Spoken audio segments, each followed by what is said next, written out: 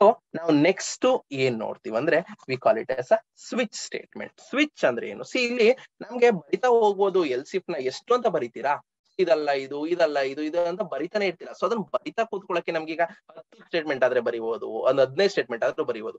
20 ಬರೆಯೋದಾದ್ರೆ ಹೇಗ್ ಬರೆಯೋದು, ಇಲ್ಲಾಂದ್ರೆ 50 ಬರಿಬೇಕಂದ್ರೆ ಹೇಗ್ ಬರೆಯೋದು, ಅದೆಲ್ಲ ಆಗಲ್ಲ. So next we move on to the switch statement or else switch case. So ಇದಕ್ಕೆ ಒಂದು ನಮ್ಗೆ ಸಿಂಟ್ಯಾಕ್ಸ್ ಬರುತ್ತೆ ಅಪ್ಪ.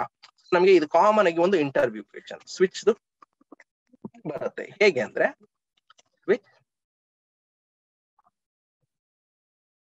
Expression, next case, condition,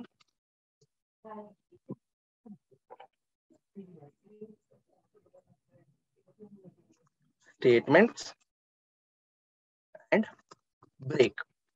okay, so ಇಲ್ಲಿ ಏನಿದೆ ಇದೇ ನಮ್ಗೆ ಒಂದು ಸ್ವಿಚ್ ಸಿಂಟ್ಯಾಕ್ಸ್. ಈ ಸಿಂಟ್ಯಾಕ್ಸ್ ನ ನಿಮ್ಗೆ ಕೇಳ್ತಾರೆ. ಓಕೆ, ಲಾಸ್ಟ್ ಅಲ್ಲಿ ನಮ್ಗೆ ಬರೋದೆ ಡಿಫಾಲ್ಟ್ ಅಂತ ತಗೊಳ್ತೀವಿ. Default statement. ಅಕಸ್ಮಾತ್ ಇದು ಯಾವ್ದು ಆಗ್ಲಿಲ್ಲ ಅಂದ್ರೆ ಡಿಫಾಲ್ಟ್ ಸ್ಟೇಟ್ಮೆಂಟ್ ಕೊಡು ಅಂತ ನಾನು ಕೊಟ್ಟಿರ್ತೀನಿ ಅವನಿಗೆ. ಓಕೆನಾ? ಸೊ ಇದ್ರ ಮೇಲೆ ನಾವು ಹೇಗ್ ಪ್ರೋಗ್ರಾಮ್ ಬರೀಬಹುದು, ಯಾಕಂದ್ರೆ ಪಿನ್ ಟು ಪಿನ್ ಒಂದೊಂದ್ರ ಮೇಲೆ ನಾವು ಪ್ರೋಗ್ರಾಮ್ ಬರೀತಾ ಹೋದಾಗ ಮಾತ್ರ ನಮ್ಗೆ ಗೊತ್ತಾಗ್ತಾ ಹೋಗೋದು. ಓಕೆ, ಸೊ ಇದ್ರಲ್ಲಿ ಹೇಗೆ ನೆಕ್ಸ್ಟ್ ಒಂದು ತಗೊಳ್ಳೋಣ, ಸ್ವಿಚ್ ಅಂತಗೆ ತಗೊಳ್ಳೋಣ. ಅದಕ್ಕೂ ಕೂಡ ಸ್ವಿಚ್. ಸೊ ಇದಕ್ಕೆ ನಾನು ಏನ್ ಮಾಡ್ತೀನಿ ಅಂದ್ರೆ ಫಸ್ಟ್ ಇನಿಷಿಯಲೈಸ್ ಮಾಡ್ಕೋತೀನಿ. Int day equals 3. ನಾನು ಡೇ ಅನ್ನೋದನ್ನ ತಗೊಳ್ತೀನಿ. ಇಲ್ಲಿ ನನಗೇನಾಯ್ತು, ಇಲ್ಲಿ ಸ್ವಿಚ್ ಅನ್ನೋದಕ್ಕೆ ಒಂದು ಕೊಡ್ತೀನಿ, ಇಲ್ಲಿ ಎಕ್ಸ್ಪ್ರೆಷನ್ ಕೊಡ್ತೀನಿ. ಸೊ ಏನಿದೆ ಎಕ್ಸ್ಪ್ರೆಷನ್, ನಂಗೆ ಡೇ ಅನ್ನೋ ಎಕ್ಸ್ಪ್ರೆಷನ್ಸ್ ನಾನು ಕೊಟ್ಟಿದ್ದೀನಿ. ನಂಗೆ ಇಲ್ಲಿ ಕಂಡೀಷನ್ಸ್ ಬರೀತಾ ಹೋಗ್ಬೇಕು. ಏನು? ಕೇಸ್ 1,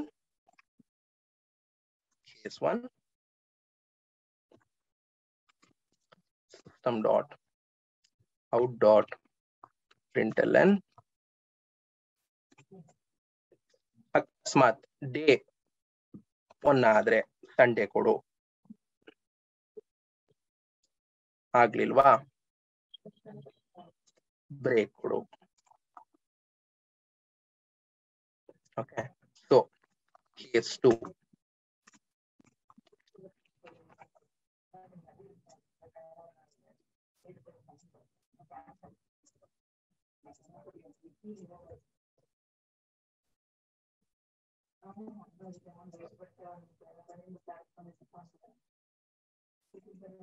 ಒಂದು 5ನ್ನ ಕೊಡ್ತೀನಿ. ಸೊ ಇಲ್ಲಿ ನಾನು ಏನ್ ಮಾಡ್ತಾ ಇದೀನಿ, ಈಗ ಸ್ವಲ್ಪ ಇಲ್ಲಿ ಆಲ್ಟ್ರೇಷನ್ಸ್ ಮಾಡ್ಕೋಣ.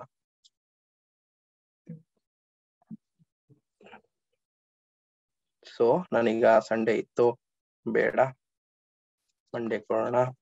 ಸೊ ಹೀಗೇನೆ ನಾವಿಲ್ಲಿ ಚೇಂಜ್ ಮಾಡ್ತಾ ಹೋಗೋಣ. Tuesday, Wednesday, next is Friday. Okay, so ಈಗ ನಾನು ಎಕ್ಸಿಕ್ಯೂಟ್ ಮಾಡಿ ನೋಡ್ತೀನಿ, ನನಗೆ ಏನಾದ್ರು ಇಶ್ಯೂಸ್ ಬರುತ್ತಾ, ಏನ್ ಬರುತ್ತೆ. ಸೊ ನನಗಿಲ್ಲಿ ಏನಾಯ್ತು, ಸೊ ನಂಗೆ ಆಟೋಮೆಟಿಕ್ ಆಗಿ ಇಲ್ಲಿ 3ನೇದು ಏನು ಟ್ಯೂಸ್ಡೇ ಅಂತ ಬಂತು. Okay, this is why we use switch statement. ಅಂದ್ರೆ ನಾನು ಇಲ್ಲಿ ಡೇಗೆ ಏನ್ ಸೈನ್ ಮಾಡಿದೀನಿ 3 ಅಂತ, ನನ್ಗೆ ಅಕಸ್ಮಾತ್ 3 ಬೇಡ 1 ಅಂತ ತಗೋತೀನಿ. ಸಂಡೇ ಬಂತು, ಅಕಸ್ಮಾತ್ ನನ್ಗೆ 1 ಬೇಡ, ನನ್ಗೆ 4 ತಗೋತೀನಿ. ಏನೂ ಆಗ್ಲಿಲ್ಲ, ಅಕಸ್ಮಾತ್ ನನಗೆ ಇನ್ನೊಂದು ಏನ್ ಮಾಡ್ತೀನಿ, ಕೇಸ್ 6 ಬರ್ತೀನಿ. ಕೇಸ್ 6 ತಗೊಂಡು ಇನ್ವ್ಯಾಲಿಡ್ ನಂಬರ್ ನಾನು ಏನ್ ಮಾಡ್ತೀನಿ, ಈಗ ಒಂದು 14 ಅಂತ ಕೊಟ್ಬಿಡ್ತೀನಿ. ಎಕ್ಸಿಕ್ಯೂಟ್ ಮಾಡಿ ನೋಡೋಣ. ಏನಕ್ಕೆ ನನ್ಗೆ ಇಲ್ಲಿ 14 ಬರ್ತಿದೆ, ನನಗಿಲ್ಲಿ ಗೊತ್ತಾಯಿಲ್ಲ. ಅದು ನಾನು 6 ಇನಿಷಿಯಲೈಸ್ ಮಾಡಿರೋದು ಕರೆಕ್ಟ್ ಇಲ್ವಾ? ಸೊ ಸಿ, ಇದು ಎಲ್ಲರಿಗೂ ಒಂದು ಕಾಮನ್ ಕ್ವಶನ್. ಈಗ ನನಗೆ ಇಲ್ಲಿ ನೋಡಿ, ನಾನು 14 ಕೊಟ್ಟಿದ್ದೀನಿ, ಬಟ್ ನನಗೆ ಇನ್ವ್ಯಾಲಿಡ್ ನಂಬರ್ ಅಂತಾನು ಕೊಟ್ಟಿದ್ದೀನಿ. ನನ್ಗೆ ಏನಕ್ಕೆ ಬರ್ತಾ ಇಲ್ಲ ಇದು? ಸೊ ಹೇಗೆ ಇದನ್ನ ನಮ್ಗೆ ಏನ್ ಆಗ್ತಿದೆ ಅಂತ ಹೇಗೆ ಕಂಡುಹಿಡಿತೀರಾ ಈಗ ನೀವು? ನಿಮ್ಮನ್ನೇ ಸರ್, ಇದು ಸ್ವಿಚ್ ಅದು ಡಿಫಾಲ್ಟ್ ಸ್ಟೇಟ್ಮೆಂಟ್ ಹಾಕ್ಬೇಕು. ಓಕೆ, ಡಿಫಾಲ್ಟ್ ಸ್ಟೇಟ್ಮೆಂಟ್ ಹಾಕಿದ್ರೆ ಯಾವ್ದಿಲ್ಲ ಅಂದ್ರೂ ಅದು ತಗೊಳುತ್ತೆ. 14 ಹಾಕಿ 100 ಹಾಕಿದ್ರು ಈ ಕೇಸಸ್ 1 to 6 ಅಲ್ಲಿ ಯಾವ್ದಿಲ್ಲ ಅಂದ್ರೂ ಡಿಫಾಲ್ಟ್ ತಗೊಳುತ್ತೆ. ಸೊ ಅದನ್ನ ಇನ್ವಾಲಿಡ್ ಹಾಕ್ಬೇಕು. ಓಕೆ, ಈಗ ಹಂಗಾದ್ರೆ ಈಗ ಓಕೆ ನೀವು ಹೇಳ್ತಾರೆ ನಿಜವಾಗ್ಲೂ ಕರೆಕ್ಟ್ ಆಗಿದೆ. ಈಗ ನಾನು ಹಂಗಾರೆ ಕೇಸ್ 6 ಹಾಕಿದೀನಿ. ನನ್ಗೀಗ ನಾನು ಕೇಸ್ 6 ನದ್ ಹೇಗ್ ರೀಡ್ ಮಾಡ್ತಾ ಇದೆ ಹಾಗಾದ್ರೆ? ಅದು ಡೇ ಅಲ್ಲಿ ಕೇಸ್ 1 2 3 4 ಅಂದ್ರೆ ಎಲ್ಲ ರೀಡ್ ಮಾಡ್ಕೊಂಡು ಹೋಗುತ್ತೆ. ಬಟ್ ಅದು 14 ವ್ಯಾಲಿಡ್ ಆಗಲ್ವಲ್ಲ. 6 ಕೇಸ್ 6 ಅಲ್ಲ ಡೇ ಅನ್ನೋದು 14 ಇದೆ. ಓಕೆ, 14 ಬರೋ ತನಕ ಅದು ಇಟ್ರೇಷನ್ ಮಾಡ್ಕೊ, ಅದಕ್ಕೆ ಕೇಸ್ 6 ಗೆ ಎಂಡ್ ಆಗಿ ಹೋಗುತ್ತೆ. ಅದಾದ್ಮೇಲೆ ಏನ್ ಮಾಡಕ್ಕೂ ಇರಲ್ಲ ಅದಕ್ಕೆ. ಸೊ ಅದಲ್ಲೇ ಬ್ರೇಕ್ ಆಗ್ಬಿಟ್ಟು ಏನೋ ಔಟ್ಪುಟ್ ಸಿಗೋದಿಲ್ಲ. ಸೊ ಈಗ ನೀವು ಡಿಫಾಲ್ಟ್ ಸ್ಟೇಟ್ ಬರೆಯೋದ್ರೆ ಹೇಗ್ ಬರೀತೀರಾ ಅದಕ್ಕೆ? ಇವಾಗ ನೆಕ್ಸ್ಟ್ ಲೈನ್ ಅಲ್ಲಿ ಡಿಫಾಲ್ಟ್ ಅಂತ ಬರ್ದ್ಬಿಟ್ಟು, ಓಕೆ ನಾನು ಇದಕ್ಕೆ ಬರೀತೀನಿ. ಈಗ ನೀವು ಅದಕ್ಕೆ ಕೇಸ್ ಅಂತ ಇನ್ಕ್ಲೂಡ್ ಮಾಡ್ತೀರಾ? ಇನ್ಕ್ಲೂಡ್ ಮಾಡಲ್ಲ? ಇಲ್ಲ ಮಾಡಬಾರ್ದು. ಕೇಸ್ ಅಂತ ಇನ್ಕ್ಲೂಡ್ ಏನ್ ಮಾಡಂಗಿಲ್ಲ, ಬರೀ ಡಿಫಾಲ್ಟ್ ಅಂತ ಬರ್ದ್ಬಿಟ್ಟು. ಓಕೆ, ಸೊ ನೀವು ಈಗ ಇನ್ಕ್ಲೂಡ್ ಮಾಡ್ಕೊಂಡು ಈಗ ಎಕ್ಸಿಕ್ಯೂಟ್ ಮಾಡೋದು ಅಂತನಾ? ನೋಡಿ, ಹೌದು ಕರೆಕ್ಟ್. ಸೊ ನಮ್ಗೆ ನಿಮ್ಮ ಹೆಸರು ಗೊತ್ತಾಗ್ಲಿಲ್ಲ, ಸಾರಿ ನಾನು ನೋಡ್ಲಿಲ್ಲ. Nitin. Nitin. This is how we learn the programming. So ನಾವು ಒನ್ ಟೈಮ್ ತಿಳ್ಕೊತೀವಿ ಹೇಗೆ ಅಂದ್ರೆ, ನಾನು ಅಕಸ್ಮಾತ್ ಕೇಸ್ 6 ಹಾಕ್ಬಿಟ್ಟಿದೀನಿ, ಈ 5 ಬರ್ಲಿಲ್ಲ ಅಂದ್ರೆ ನನಗೆ 6ನೇದಲ್ಲಿ ನನಗೆ ಡಿಫಾಲ್ಟ್ ಅಂತ ಬಂದ್ಬಿಡ್ಬೇಕು. ಸೊ ನಾವು ಸಿಂಟ್ಯಾಕ್ಸ್ ಅಲ್ಲಿ ನೋಡ್ದಂಗೆನೆ ಲಾಸ್ಟ್ ಅಲ್ಲಿ ಡಿಫಾಲ್ಟ್ ಅನ್ನೋದನ್ನ ಮೆನ್ಷನ್ ಮಾಡಿರ್ತೀವಿ. ಡಿಫಾಲ್ಟ್ ಅಂತ ಏನಕ್ಕಂದ್ರೆ ಅಕಸ್ಮಾತ್ ಇದು ಯಾವ್ದೂ ಬರ್ಲಿಲ್ಲ ಅಂದ್ರೆ ನನಗೆ ಎಂಡ್ ಅಲ್ಲಿ ಡಿಫಾಲ್ಟ್ ಸ್ಟೇಟ್ಮೆಂಟ್ ನೀನು ಪ್ರಿಂಟ್ ಮಾಡು ಅಂತ. ಅಕಸ್ಮಾತ್ ನಾನು ನೋಡಿ, ಈಗ ನಾನು ಇಲ್ಲಿ 14 ಹಾಕಿದ್ದೆ, 14 ಹಾಕಿದಾಗ ನನಗೆ ಬರೋ ಎಲ್ಲಾ ನಂಬರ್ಸ್ ಸರ್ಚ್ ಮಾಡಿ ನಂಗೆ ಸಿಗ್ಲಿಲ್ಲ ಅಂದ್ರೆ ಏನಾಗುತ್ತೆ, ನನಗೆ ಔಟ್ಪುಟ್ ಎಂಟಿನೆಸ್ ಬರುತ್ತೆ. ಓಕೆ, ಸೊ ಅಕಸ್ಮಾತ್ ನನ್ ಬೇಡ, ಈಗ ನಾನು ಬ್ರೇಕ್ ತೆಗೆದೆ, ನನ್ಗೆ ಇಲ್ಲಿಗೆ ನಾನು ಬ್ರೇಕ್ ತೆಗೆದೆ. ಸೊ ಈ ಬ್ರೇಕ್ ತೆಗೆದ್ರೆ ನನಗೆ ಏನಾಗುತ್ತೆ?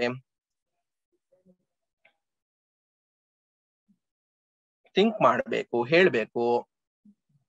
ಬ್ರೇಕ್ ತೆಗೆದ್ರೆ ಔಟ್ಪುಟ್ ಬರಲ್ಲ ಮತ್ತೆ. ಓಕೆ, ಏನಕ್ಕೆ ಬರಲ್ಲ ಬ್ರೇಕ್? ಬ್ರೇಕ್ ಸ್ಟೇಟ್ಮೆಂಟ್ ಅಂದ್ರೆ break statement is used for to break the statement. ಅಂದ್ರೆ ಈ ಸ್ವಿಚ್ ಸ್ಟೇಟ್ಮೆಂಟ್ ಬ್ರೇಕ್ ಆಗಿ ಹೋಗುತ್ತೆ. ಅಂದ್ರೆ ಅದಾದ್ಮೇಲೆ ನೆಕ್ಸ್ಟ್ ಸ್ಟೆಪ್ ಅದು ಎಕ್ಸಿಕ್ಯೂಟ್ ಮಾಡಲ್ಲ, ಲೂಪ್ ಇಂದನೇ ಹೊರಗೆ ಬಂದ್ಬಿಡುತ್ತೆ. ಸೊ ವಾಟ್ ಹ್ಯಾಪನ್ಸ್ ಇಸ್ 5 ಆದ್ಮೇಲೆ ಬ್ರೇಕ್ ಹಾಕಿಲ್ಲ ಅಂದ್ರೆ 5 ಆದ್ಮೇಲೆ ಅದು ನೆಕ್ಸ್ಟ್ ಇದಕ್ಕೆ ಹೋಗೋದೇ ಇಲ್ಲ. ಸೊ ಐ ಥಿಂಕ್ ಫಾರ್ ಇದಕ್ಕೆ ಮೋಸ್ಟ್ಲಿ ಇನ್ವ್ಯಾಲಿಡ್ ಅಂತ ಬರ್ಬೋದು, ಯಾಕಂದ್ರೆ ಡಿಫಾಲ್ಟ್ ಆಟೋಮೆಟಿಕ್ ಆಗಿ ರನ್ ಆಗುತ್ತೆ ಅನ್ಸುತ್ತೆ.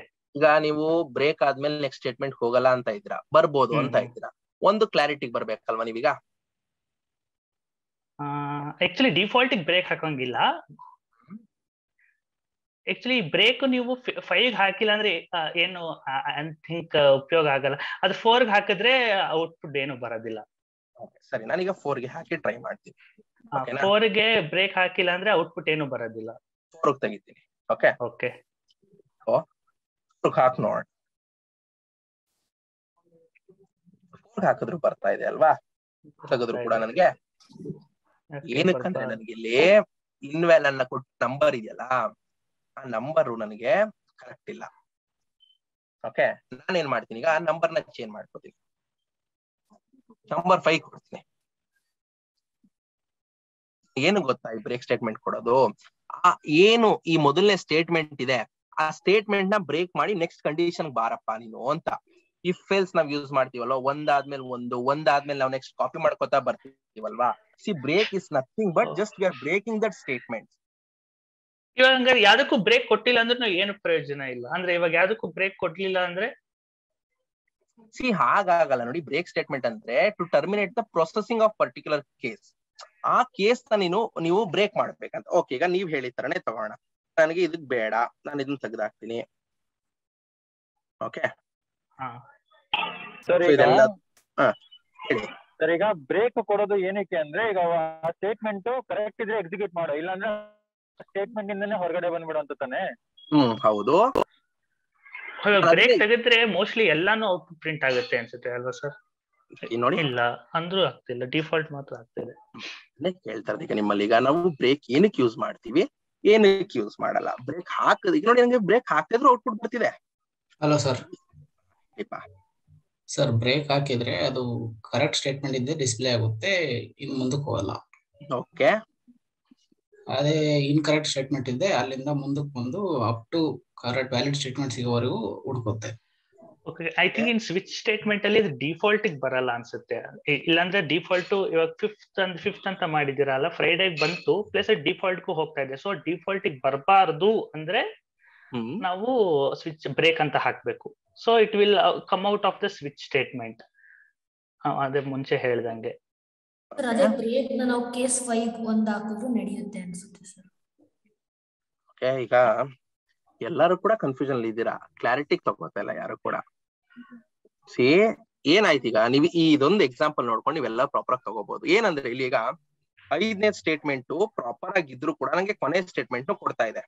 ಓಕೆ, ನಾನು ಇನ್ನೊಂದು ಡಿಫಾಲ್ಟ್ ಪುನಃ ಕೊಡ್ತೀನಿ. ಈಗ ಇನ್ನೊಂದನ್ನ ಕೊಡ್ತೀನಿ. ಈಗ್ಲೂ ಏನ್ ಬರ್ಬೋದು? ಈಗ್ಲೂ 2 ಸಲ ಇನ್ವ್ಯಾಲಿಡ್ ಡಿಸ್ಪ್ಲೇ ಆಗುತ್ತೆ. ಇಲ್ಲ ಡಿಫಾಲ್ಟ್ ಸ್ವಿಚ್ ಸ್ಟೇಟ್ಮೆಂಟ್ ಅಲ್ಲಿ ಡಿಫಾಲ್ಟ್ ಒಂದೇ ಸಲ ಬರ್ಬೇಕು ಅನ್ಸುತ್ತೆ ಸರ್. ಅದೇ ಲೈಕ್ ನಂಗೆ ನಿಮ್ ಕಡೆಗಳಿಂದಾನೇ ಆನ್ಸರ್ ಬೇಕು. ಸೊ ಹೇಗೆ ಏನಕ್ಕೆ ಡಿಫಾಲ್ಟ್ ಒಂದೇ ಐ ಥಿಂಕ್ ಬ್ರೇಕ್ ಸ್ಟೇಟ್ಮೆಂಟ್ ಏನು ಅಂದ್ರೆ, ಬ್ರೇಕ್ ಸ್ಟೇಟ್ಮೆಂಟ್ ಅಂದ್ರೆ ಕರೆಕ್ಟ್ ಎಕ್ಸ್ಪ್ರೆಷನ್ ಫೈಂಡ್ ಆದಾಗ ಅದನ್ನ ಮಾಡಿ ಅದ್ ಸಿಸ್ಟಮ್ ನ ಬ್ರೇಕ್ ಮಾಡ್ಬಿಡುತ್ತೆ, ಸ್ವಿಚ್ ಸ್ಟೇಟ್ಮೆಂಟ್ ನ ಬ್ರೇಕ್ ಮಾಡ್ಬಿಡುತ್ತೆ. ಸೊ ಅದಕ್ಕೆ ಬ್ರೇಕ್ ಹಾಕ್ಬೋದು. ಈಗ ನಾನು ಇಲ್ಲಿ ಬ್ರೇಕ್ ಯೂಸ್ ಮಾಡ್ತೀನಿ. ಇವಾಗ ಇನ್ವ್ಯಾಲಿಡ್ ನಂಬರ್ ಅಂತ ಬರಲ್ಲ. ಗೊತ್ತಾಯ್ತಾ? ಈಗ ನಾನು ಅದನ್ನೇ ಇಲ್ಲಿ ಬ್ರೇಕ್ ತೆಗೆದ್ಬಿಟ್ರೆ ನನಗೇನಾಗುತ್ತೆ? ಈಗ ಇನ್ವ್ಯಾಲಿಡ್ ಬರುತ್ತೆ. ಏನಕ್ಕೆ ನಾವು ಬ್ರೇಕ್ ಹಾಕ್ತಾ ಇದೀವಿ ಅಂದ್ರೆ to break down the iterative process. ಈಗ ನನಗೆ ಇಲ್ಲಿ ಕಂಡೀಷನ್ ಸ್ಯಾಟಿಸ್ಫೈ ಆದ್ರೂ ಕೂಡ ನಂಗೆ ನೆಕ್ಸ್ಟ್ ಬಂದು ತಗೋತಿದೆ. ಈಗ ಆಯ್ತು, ನಾನು ಆತರ ಮಾಡಿದಾಗ ನಾನು ಏನ್ ಮಾಡ್ಬೇಕು? ಈಗ 4 ಕೊಡೋಣ. ಓಕೆ, 4 ಕೊಟ್ಟಾಗ ಏನ್ ಬರ್ಬೋದು ನನಗೆ ನೋಡಿ ಇಲ್ಲಿ. ಸೊ ನನಗೆ 4 ಅನ್ನೋದು ಇಲ್ಲಿ ಸ್ಯಾಟಿಸ್ಫೈ ಆದ್ರೂ ಬ್ರೇಕ್ ಆಗ್ತಿಲ್ಲ. ಕಂಡೀಷನ್ ಪ್ರಾಪರ್ ಆಗಿದ್ರು ನಂಗೆ ಸ್ಟಾಪ್ ಆಗದೆ ನೆಕ್ಸ್ಟ್ ಕೂಡ ಎಕ್ಸಿಕ್ಯೂಟ್ ಮಾಡಿ ನಂಗೆ ತಗೋ ಬರ್ತಾ ಇದೆ. ಓಕೆ ಸರ್, ಇವಾಗ ನೆಕ್ಸ್ಟ್ 5 ಅದು ಫೈಲ್ ಆಗ್ಬೇಕಲ್ಲ, ಮತ್ತೆ ಅದು ಡಿಸ್ಪ್ಲೇ ಆಗ್ತದೆ. ಇವಾಗ 4 ಕರೆಕ್ಟ್, ಓಕೆ, ನೆಕ್ಸ್ಟ್ 5 ಆದ್ರೆ ಅದು ರಾಂಗ್ ಆಗ್ಬೇಕಿತ್ತಲ್ವಾ? ಏನು ಗೊತ್ತಾ, ಬ್ರೇಕ್ ಅಂದ್ರೆ ಏನ್ ಗೊತ್ತಾ? ಒಂದು ಪ್ರಾಪರ್ ಎಕ್ಸಿಕ್ಯೂಷನ್ ಆದ್ಮೇಲೆ ನಿಮ್ಗೆ ನಾವ್ ಏನ್ ಕೊಟ್ಟಿರೋ ಕಂಡೀಷನ್ ಸ್ಯಾಟಿಸ್ಫೈ ಆದ್ರೆ ಅದನ್ನೆಲ್ಲ ಬ್ರೇಕ್ ಮಾಡಿ ಏನ್ ಔಟ್ಪುಟ್ ಇದೆ ಅದನ್ನ ಮಾತ್ರ ಆಚೆಗೆ ತಗೋಬಾ ಅಂತ ನಾವಲ್ಲಿ we are going to break the iterative process there. Okay, ನಾವಿಲ್ಲಿ ಬ್ರೇಕ್ ಯೂಸ್ ಮಾಡಿಲ್ಲ ಅಂದ್ರೆ ಈ ಸ್ವಿಚ್ ಟು ಸ್ಪೆಷಾಲಿಟಿನೇ ಅದು. ಅಕಸ್ಮಾತ್ ನೀವು ಯೂಸ್ ಮಾಡ್ತಿಲ್ಲ ಅಂದ್ರೆ ಆ ಎಕ್ಸಿಕ್ಯೂಷನ್ ಆದ್ಮೇಲೂ ಕೂಡ, ಈಗ ಮೊದಲನೇ ಸಂಡೇ ಅಂತ ಎಕ್ಸಿಕ್ಯೂಷನ್ ಆದ್ಮೇಲೂ ಕೂಡ ನೆಕ್ಸ್ಟ್ ಏನಿದೆ ಇದು ಯಾವ್ದನ್ನು ರೀಡ್ ಮಾಡ್ತಿಲ್ಲ. ಅದು ಜಸ್ಟ್ ಏನಾಗ್ತಿದೆ ಅಂದ್ರೆ ತಗೊಬಂದ್ ಕೊಡ್ತಾ ಹೋಗ್ತಿದೆ ಈಗ ನನಗೆ ಅದು. ಇವನ್ ಡಿಫಾಲ್ಟ್ ತಗೊಳುತ್ತೆ ಎಲ್ಲಾನು ತಗೊಂಡ್ಬಿಡುತ್ತೆ. ಸೊ ನನಗೆ ಅದಕ್ಕೆ ಏನ್ ಮಾಡ್ತಾ ಇದಂದ್ರೆ I am going to break the conditions ನಾವು. ಸೊ ಇದು ಆಯ್ತಪ್ಪ, ನೀನ್ 5ನೇ ಕಂಡೀಷನ್ಸ್ ಬಂದೆ, 5ನೇದಲ್ಲಿ ನಿಂಗೆ ಸಿಕ್ತು ಅಂದ್ರೆ ಅದರಿಂದ ಮುಂದಕ್ಕೆ ನೀನೇನು ಹುಡುಕಕ್ ಹೋಗ್ಬೇಡ ಅಂತ ನಾನು ಇಲ್ಲಿ ಆ ಸ್ವಿಚ್ ಸ್ಟೇಟ್ಮೆಂಟ್ ಮೂಲಕ ಹೇಳ್ತಾ ಹೋಗ್ತಾ ಇದೀನಿ ಅದಕ್ಕೆ. ಓಕೆನಾ? ಸೊ ಹೀಗೇನೆ ನಾವು ಒಬ್ಬ ಪ್ರೋಗ್ರಾಮಿಂಗ್ ಕಲಿಬೇಕು ಅಂದ್ರೆ ಹೀಗೇನೆ ನಾವು ಕಲಿತಾ ಹೋಗ್ಬೇಕು. ಯಾವಾಗ ನಾವು ಇನ್ಪುಟ್ ಔಟ್ಪುಟ್ ನ ನಾವು ಚೇಂಜಸ್ ಮಾಡ್ತಾ ಹೋಗ್ತೀವಿ, ನಾವು ಕೆಲವೊಂದು ಕಂಡೀಷನ್ಸ್ ನೇ ಚೇಂಜಸ್ ಮಾಡ್ತಾ ಹೋಗ್ತೀವಿ, ಅವಾಗ ನಮ್ಗೆ ಬರ್ತಾ ಹೋಗುತ್ತೆ. ಅಕಸ್ಮಾತ್ ನನ್ಗೆ ಫ್ರೀ ಬೇಡ, ನಾನೇನ್ ಮಾಡ್ತೀನಿ ಈಗ 10 ಕೊಡ್ತೀನಿ. ಸೊ ನಂಗೆ 10 ಬಂದಾಗ ಏನ್ ಬರ್ಬೋದು? ಸೊ ನನಗೆ ನೋಡಿ ಡೈರೆಕ್ಟ್ ಕೊನೆಗೆ ಬಂದು ನಂಬರ್ಸ್ ಇಲ್ಲ, ನಂಬರ್ಸ್ ಇದ್ರೆ ಡಿಫಾಲ್ಟ್ ಸ್ಟೇಟ್ಮೆಂಟ್ ಬರುತ್ತೆ. ಸೊ ನನಗೆ ವಿತ್ 5 ಒಳಗೆ ನನಗೆ ಎಲ್ಲೇ ಕೊಟ್ಟು ಅದ್ರ ನೆಕ್ಸ್ಟ್ ನಂಬರ್ಸ್ ಏನಿದೆ ನನಗೆ ಅದು ಆಟೋಮೆಟಿಕ್ ಆಗಿ ಬರ್ತಾ ಹೋಗಿದೆ. ನಮ್ಗೆ ಇಲ್ಲಿ ಮೇನ್ ಆಗಿ ತಿಳ್ಕೊಬೇಕಂದ್ರೆ why we are going to use the break statement. So break statement is terminating the process of particular case. Means ಈ ಪರ್ಟಿಕ್ಯುಲರ್ ಏನ್ ಕೇಸ್ ಇದೆ ಅದನ್ನ ನಾವು ಅಲ್ಲಿಗೆ ಟರ್ಮಿನೇಟ್ ಮಾಡಕ್ಕೋಸ್ಕರ ನಾವು we are going to use the break statement. Okay, so ನೀವು ಇಲ್ಲಿ ಬ್ರೇಕ್ ಸ್ಟೇಟ್ಮೆಂಟ್ಸ್ ಯೂಸ್ ಮಾಡ್ಕೊಂಡು ನೀವು ಅಕಸ್ಮಾತ್ ಇಲ್ಲಿ ಏನಾದ್ರು ಅಸೈನ್ ಮಾಡಿದ್ರಿ ಅಂದ್ರೆ, ಸಾರಿ ನಾನು ಇಲ್ಲಿ ಕೊಡ್ಬೇಕು ಸರ್. ಒಂದ್ ಡೌಟ್ ಇದೆ, ಕನ್ಫ್ಯೂಷನ್ ಆಯ್ತು. ಇವಾಗ ಬ್ರೇಕ್ ಸ್ಟೇಟ್ಮೆಂಟ್ ಅಂದ್ರೆ ನಾವು ಕಂಡೀಷನ್ ಸ್ಯಾಟಿಸ್ಫೈ ಆದ್ರೆ ಸ್ಟಾಪ್ ಮಾಡಕ್ ಬ್ರೇಕ್ ಸ್ಟೇಟ್ಮೆಂಟ್ ಯೂಸ್ ಮಾಡ್ತೀವಲ್ಲ ಸರ್? ಎಸ್ ದಟ್ಸ್ ಆಲ್, ಅಷ್ಟೇ ಅಲ್ಲ? ಅಷ್ಟೇ ಅಪ್ಪ. ಈಗ ನನಗೆ ಕಂಡೀಷನ್ ಸ್ಯಾಟಿಸ್ಫೈ ಆದ್ಮೇಲೆ ನೆಕ್ಸ್ಟ್ ಏನ್ ಕಂಡೀಷನ್ ಚೆಕ್ ಮಾಡ್ಬೇಡ, ಅಲ್ಲಿ ನಿಲ್ಸ್ಬಿಟ್ಟು ಹೋಗು ಅಂತ ನಾನು ಹೇಳ್ತಾ ಇರೋದು ಅದಕ್ಕೆ. Okay sir. ಓಕೆ, ಸಿ ಹೀಗೆ ನಾವು ಪ್ರೋಗ್ರಾಮ್ಸ್ ನಾವು ಬರೆಯಕ್ ಸ್ಟಾರ್ಟ್ ಮಾಡಕ್ ಸಾಧ್ಯ ಆಗೋದು. ಹೀಗೇನೆ ನಾವು ಒಂದು ಸಿಲೇನಿಯಂ ಅಲ್ಲಿ ಬರೀಲಿ, ಸಿಲೇನಿಯಂ ಏನ್ ಆಟೋಮೇಶನ್ಸ್ ಬರೀತೀವಲ್ಲ ಅಲ್ಲೂ ಕೂಡ ನಾವು ಹೀಗೇನೆ ಅದಕ್ಕೆ ಬ್ರೇಕ್ ಕೊಡ್ತೀವಿ. ಏನಂದ್ರೆ ಈಗ ನಾನು ಯಾವ್ದೋ ಒಂದು ವೆಬ್ಸೈಟ್ ತಗೋತೀನಿ ಅನ್ಕೊಳ್ಳಿ, ಈಗ ನಾನು ಅಮೆಝಾನ್ ವೆಬ್ಸೈಟ್ ಫ್ಲಿಪ್ಕಾರ್ಟ್ ವೆಬ್ಸೈಟ್ ತಗೋತೀನಿ, ನಾನು ಕಂಡೀಷನ್ ಬರ್ತೀನಿ ಕೇಸ್ 1 ನೋಡಪ್ಪ ಏನ್ ಮೆನ್ಷನ್ ಮಾಡ್ತೀನಿ ನೋಡು, ಸೈಕಲ್ ಅಂತ ಇಲ್ಲಿ ನಾನು ಕೊಟ್ಬಿಡ್ತೀನಿ, ಸೈಕಲ್ ಈಕ್ವಲ್ಸ್ ರೆಡ್ ಕಲರ್. ನಾನು ಏನಂತ ಮಾಡ್ತೀನಿ ಇಲ್ಲಿ ಸೈಕಲ್ ಅಂತ ಮೆನ್ಷನ್ ಮಾಡ್ಬಿಟ್ಟು ಅದು ರೆಡ್ ಕಲರ್ ಬಂದ್ರೆ ಅಲ್ಲೇ ಬ್ರೇಕ್ ಮಾಡ್ಬಿಡು, ಮುಂದಕ್ಕೆಲ್ಲೂ ಫೈಂಡ್ ಔಟ್ ಮಾಡ್ತಾ ಹೋಗ್ಬೇಡ. ಯಾಕಂದ್ರೆ ಅದು ಅಕಸ್ಮಾತ್ ನಂಗೆ ಫೈಂಡ್ ಔಟ್ ಮಾಡಿಲ್ಲ ಅಂದ್ರೆ ಎಲ್ಲಾನು ಹುಡುಕೋತಾ ಬರುತ್ತೆ ಅದು. Okay, so this is the importance of break here. Okay, so ಹೇಳಿಪ್ಪ ಹೇಳಿ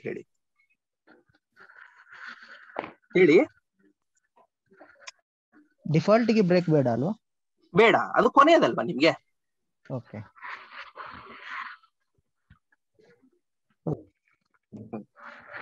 Okay, see, this is what we are actually into programming. See, programming ಅಂದ್ರೆ ಯಾವಾಗ್ಲೂ ಕೂಡ ಇನ್ಪುಟ್ ಔಟ್ಪುಟ್ ಚೇಂಜಸ್ ಆಗ್ಬೋದು, ಇಲ್ಲ ನಾವು ಕಂಡೀಷನ್ ಚೇಂಜಸ್ ಮಾಡ್ಕೋತಾ ಹೋಗ್ಬೋದು, ಇಲ್ಲ ಅಂದ್ರೆ ನಾನು ಅಲ್ಲಿ ಏನು ರಾಂಗ್ ಇನ್ಪುಟ್ ಹಾಕಿದ್ರೆ ನನಗೆ ಎಲ್ಲಿ ರೈಟ್ ಇನ್ಪುಟ್ ಬರುತ್ತೆ. ಇದನ್ನೇ ಕೂಡ ನಮಗೆ ಟೆಕ್ನಿಕಲ್ ರೌಂಡ್ಸ್ ಅಲ್ಲೂ ಕೇಳೋದು. ಈಗ ಅಕಸ್ಮಾತ್ ನೋಡಪ್ಪ, ನಿನಗೆ 1000 ಕಂಡೀಷನ್ಸ್ ಕೊಟ್ಬಿಡ್ತೀನಿ, ನೀನು ಈಗ ಏನ್ ಮಾಡ್ತೀಯಾ, ಅದನ್ನ ಹೇಗೆ ನೀನ್ ಬ್ರೇಕ್ ಮಾಡ್ತೀಯಾ? 400ನೇ ಕಂಡೀಷನ್ಸ್ 500ನೇ ಕಂಡೀಷನ್ಸ್ ನಿಂಗೆ ಸ್ಯಾಟಿಸ್ಫೈ ಆಗುತ್ತೆ, ಸೊ ಮಿಕ್ಕಿ 1000 ಕೂಡ ನೀನ್ ಚೆಕ್ ಮಾಡ್ತಾ ಕೂತ್ಕೊಳಕ್ ಆಗತ್ತಾ ಅಂತ ಅವ್ನು ಬಂದು ಕೇಳ್ತಾನೆ. ಸೊ ಅವಾಗ ನಾವ್ ಯಾವ ತರ ಅವ್ರಿಗೆ ಆನ್ಸರ್ಸ್ ಮಾಡ್ತೀವಿ, ಹೇಗ್ ಮಾಡ್ತೀವಿ ಅನ್ನೋದು ನಮ್ಗೆ ಇಲ್ಲಿ ಮುಖ್ಯ ಆಗುತ್ತೆ. ಓಕೆನಾ? ಸೊ ಪ್ಲೀಸ್ ನೀವ್ ಏನ್ ಇವತ್ತು ತಿಳ್ಕೊಂಡ್ರಿ, ಒಂದು ಆಪರೇಟರ್ಸ್ ತಿಳ್ಕೊಂಡ್ರಿ. ಆಪರೇಟರ್ಸ್ ಮೇಲೆ ತುಂಬಾ ನಾವು ಬರಿತಾ ಹೋಗ್ಬೋದು. ಓಕೆ, ಸಿ ಆಪರೇಟರ್ಸ್ ಮೇಲೆ ನನಗೆ ಒಂದು ಕಾಮನ್ ಆಗಿ ನಾವೆಲ್ಲರೂ ಕೂಡ ನೋಡ್ರ ಒಂದು ಪ್ರೋಗ್ರಾಮ್ ಅಂದ್ರೆ ಎಲ್ಲರೂ ಕೂಡ ಇದನ್ನ ಎಕ್ಸಿಕ್ಯೂಟ್ ಮಾಡಬೇಕು. Okay, one of the very main program ಅಂದ್ರೆ ಟು ಸ್ವಾಪ್ ನಂಬರ್ಸ್. ಇದನ್ನ ನಮ್ಗೆ ಈಸಿಯಾಗಿ ಇಂಟರ್ನೆಟ್ ಅಲ್ಲಿ ಸಿಕ್ಬಿಡುತ್ತೆ. ಯಾರು ಕೂಡ ಇಂಟರ್ನೆಟ್ ಅಲ್ಲಿ ಹುಡುಕಬೇಡಿ. ಸೊ ನನಗೆ ಇಲ್ಲಿ A = 10, B = 20 ಎರಡು ಇದೆಯಲ್ಲ, ನನಗೆ ಏನಾಗ್ಬೇಕು ಅಂದ್ರೆ ಇಲ್ಲಿ A ಅನ್ನೋ ವ್ಯಾಲ್ಯೂಗೆ 20 ಬರಬೇಕು, B ಅನ್ನೋ ವ್ಯಾಲ್ಯೂ 10 ಬರಬೇಕು. ಇದಕ್ಕೊಂದು ನಾನು ಕಂಡೀಷನ್ ಹಾಕ್ಬೇಕು. ಸಿ ಇದನ್ನ ನಾನೊಂದು ಜಸ್ಟ್ ಕೊಡೋದಾದ್ರೆ ಒಂದು ಎಕ್ಸಾಂಪಲ್ ಕೊಡ್ತೀನಿ.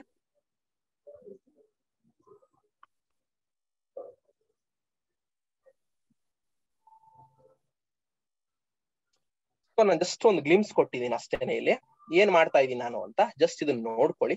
ಇದ್ರ ಮೇಲೆ ನನಗೆ ಒಂದು ಪ್ರೋಗ್ರಾಮ್ ಬರಿಬೇಕು ನೀವು. ಏನಂದ್ರೆ just to swap 2 numbers. Okay, ಇದು ಒಂದು ಸ್ವಾಪಿಂಗ್. ಇದ್ ಆದ್ಮೇಲೆ ಇನ್ನೊಂದು ಪ್ರೋಗ್ರಾಮ್ ಏನ್ ಬರಿಬೇಕು ನಾವು? ಸರ್ ಇದು ಸ್ವಾಪ್ ಹೇಳಿದ್ರಲ್ಲ sir, without using third variable ಇಲ್ಲ ಅದ್ರಲ್ಲೇನ? ಏನ್ ಪ್ರಾಬ್ಲಮ್? ಎರಡು ಮಾಡಿ. ನಾವು ಆಸ್ ಅ ಪ್ರೋಗ್ರಾಮರ್ ಯಾವಾಗ್ಲೂ ಕೂಡ ಪ್ರೋಗ್ರಾಮ್ಸ್ ನ ಏನ್ ಬರಿತೀವಿ, ನಾನು ಬೇಕಾದ್ರೆ 1000 ಲೈನ್ಸ್ ಬರಿಬೋದು, ನೀವು ಅದನ್ನೇ ತಗೊಂಡು 500 ಲೈನ್ಸ್ ಬರಿಬೋದು. ನಾವ್ ಯಾವಾಗ್ಲೂ ಕೂಡ ಪ್ರೋಗ್ರಾಮ್ಸ್ ನ ರೆಡ್ಯೂಸ್ ಮಾಡಕ್ ನೋಡ್ಬೇಕಪ್ಪ. ಯಾಕಂದ್ರೆ ನಾವು ತುಂಬಾ ದೊಡ್ಡದಾಗಿ ಮಾಡ್ಕೋತಾ ಹೋಗ್ಬಾರ್ದು. ಯು ಕ್ಯಾನ್ ಯೂಸ್ ಎರಡನ್ನೂ ಮಾಡ್ಬೋದು. ಏನ್ ಥರ್ಡ್ ವೇರಿಯೇಬಲ್ ಯೂಸ್ ಮಾಡ್ಕೊಳ್ಳಿ, ವಿತೌಟ್ ಥರ್ಡ್ ವೇರಿಯೇಬಲ್ ಯೂಸ್ ಮಾಡ್ಕೊಂಡು ಮಾಡಿ. Okay, and the next thing is that program 2 validate dates from 1 to 10 using if else use ಮಾಡಿ 1 to 10 ಅಲ್ಲಿ ವ್ಯಾಲಿಡೇಟ್ ಮಾಡಿ. ಈ 1 to 10 ಗೆ ನೀವು ವ್ಯಾಲ್ಯೂಸ್ ತಗೊಳ್ಳಿ. ಈಗ 1 ಗೆ ನನಗೆ ಏನಾದ್ರು ಕೊಡಿ, ನನಗೆ ಏನಾದ್ರು ಕಂಡೀಷನ್ಸ್ ಕೊಟ್ಕೊಳ್ಳಿ, 2 ಗೆ ಏನಾದ್ರು ಕಂಡೀಷನ್ಸ್ ಕೊಡಿ, 3 ಗೆ ಏನಾದ್ರು ಕಂಡೀಷನ್ಸ್ ಕೊಡಿ. ಹೇಗಾದ್ರು ಕಂಡೀಷನ್ಸ್ ಕೊಟ್ಟು 1 to 10 ಗಂಟ ಹೇಗೆ ನೀವು ಇಫ್ ಎಲ್ಸ್ ಯೂಸ್ ಮಾಡ್ಕೊಂಡು ಬರೀತೀರಾ ಅಂತ ಹೇಳಿ. Okay, and the next thing is that program 2 validate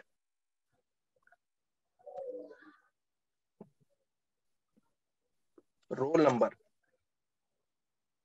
using switch. Okay, so ಇದಕ್ಕೂ ಏನು ಅಂತದೇನ್ ಡಿಫ್ರೆನ್ಸ್ ಇಲ್ಲ, ಎರಡಕ್ಕೂ ಒಂದೇನೆ. ಇಲ್ಲಿ ಏನಂದ್ರೆ ಇಫ್ ಎಲ್ಸ್ ಯೂಸ್ ಮಾಡ್ಕೋತಾರೆ, ಸ್ವಿಚ್ ಯೂಸ್ ಮಾಡ್ಕೋತಾರೆ. ಬಟ್ ನೀವು ಅದನ್ನ ಬರೆಯೋ ವೇಸ್ ಮೇಲೆ ಅಷ್ಟೇ ಡಿಪೆಂಡ್ ಆಗುತ್ತೆ. ಹಂಗನ್ಬಿಟ್ಟು ರೋಲ್ ನಂಬರ್ 1, 2ಕ್ಕೆ ತಗೊಂಡು ಸ್ಟಾಪ್ ಮಾಡಬೇಡಿ. ಅಟ್ಲೀಸ್ಟ್ ಒಂದು 15 ರೋಲ್ ನಂಬರ್ ಬರ್ಬೇಕು. ಒಂದು 10 ರೋಲ್ ನಂಬರ್ ತಗೊಂಡು ನೀವು ಹೇಗೆ ಸ್ವಿಚ್ ಕೊಡ್ತೀರಾ, ಸೊ ನೀವು ಹೇಗೆಲ್ಲ ಎಕ್ಸ್ಪ್ರೆಷನ್ಸ್ ಕೊಡ್ತೀರಾ, ಇಲ್ಲಿ ಎಲ್ಲ ಅಕಸ್ಮಾತ್ ಎಲ್ಲ ಬ್ರೇಕ್ ಎಲ್ಲಿ ನೀವು ಬೇರೆ ತರ ಯೂಸ್ ಮಾಡ್ತೀರಾ ಅಂತ ನೀವು ಅದನ್ನ ನೋಡಿ ಆ ಪ್ರೋಗ್ರಾಮ್ಸ್ ನ ಬರ್ಕೋ ಬನ್ನಿ. ಓಕೆ, ಐ ಹೋಪ್ ಇವಾಗ ನಿಮ್ಗೆ ಕಲ್ತ್ಕೊಂಡಿರೋಷ್ಟು ಕಾನ್ಸೆಪ್ಟ್ಸ್ ಕ್ಲಿಯರ್ ಆಗಿದೆ. ನಿಮಗೆ ಏನೇ ಡೌಟ್ಸ್ ಇದ್ರೂ ಕಾಮೆಂಟ್ಸ್ ಅಲ್ಲಿ ಮೆನ್ಷನ್ ಮಾಡಿ. ಹಾಗೆ ನಮ್ಮ ಚಾನೆಲ್ನ ಸಬ್ಸ್ಕ್ರೈಬ್ ಮಾಡೋದಂತೂ ಮರಿಬೇಡಿ.